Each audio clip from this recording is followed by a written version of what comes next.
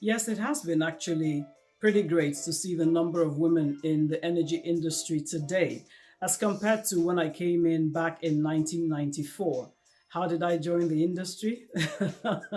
Actually, it was purely providence. My best friend in university happened to live in Port Harcourt. And so while I was doing my master's degree back then, my husband and I would visit her occasionally. And of course, you never get into Port Harcourt, which is oil city in Nigeria, without getting to know a few things about the oil and gas industry, and more particularly its strategic importance to the nation.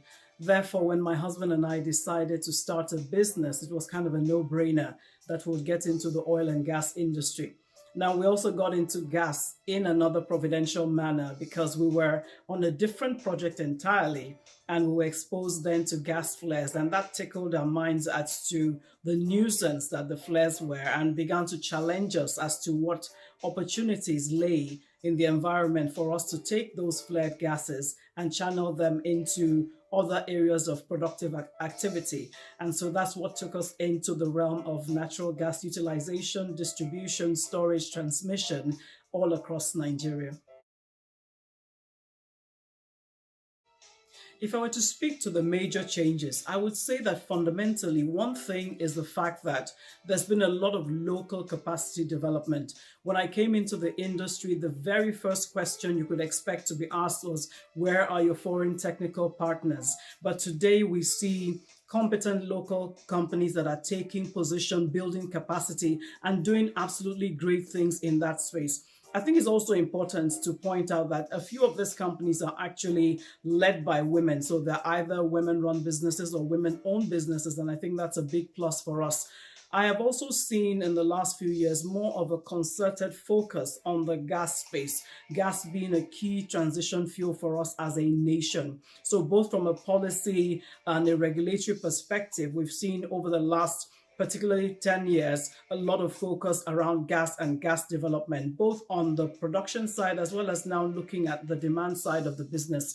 And so these for me have been great things. I've also seen a lot of changes in terms of how we finance projects. There's a lot of innovation that's coming into financing in today's world, a lot of assets that are also then being done in partnership. So we see a lot of collaborations that are also coming up across the sphere. And as I said, for me, particularly exciting is to see more women taking on the technical side of the business. And I think that can only be good and better for the nation and the economy.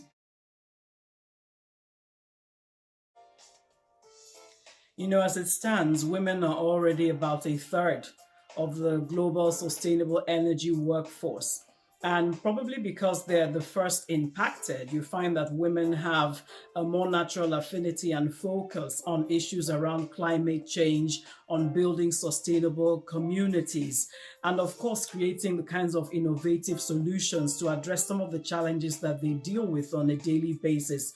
I therefore think that when we're talking about the energy transition, it literally opens up a multitude of opportunities for women, women-led businesses, women innovators and strategists to help to deal with challenges around the use of hydrocarbons and the move to a cleaner environmental fuel. What is going to be required, however, is the support from governments, from communities, from international donor agencies, institutional investors, and the like that create specific access points of finance, of resources for the women to be able to deploy the strategies that they do adopt. So I think this is a very exciting time for women and for the gender and diversity narrative in the energy industry. My one piece of advice: if you want to come into the energy space, then first of all is for you to look at the entire industry and ask yourself, where is my interest? What exactly do I want to do? What drives me and why?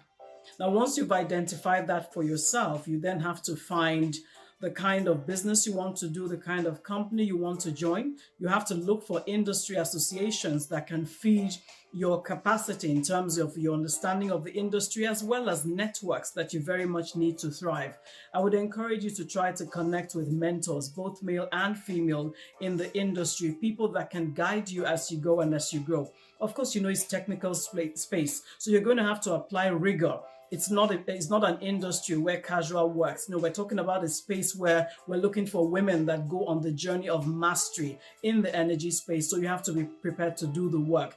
More importantly is for you to say to yourself that you can. I think that's really very, very key. And given the theme of this IWD, which is choose to challenge, you actually need to choose to challenge the narrative that there are places within the industry that are closed out to you. If you see an opportunity and you're committed to being a difference maker in that space, then all I can say is go for it, but don't go casually. This is a journey of intentionality, of mastery, and a commitment to make the difference. As long as you have your sights set on that, there's really literally no limits for you. And I look forward to seeing you on the journey.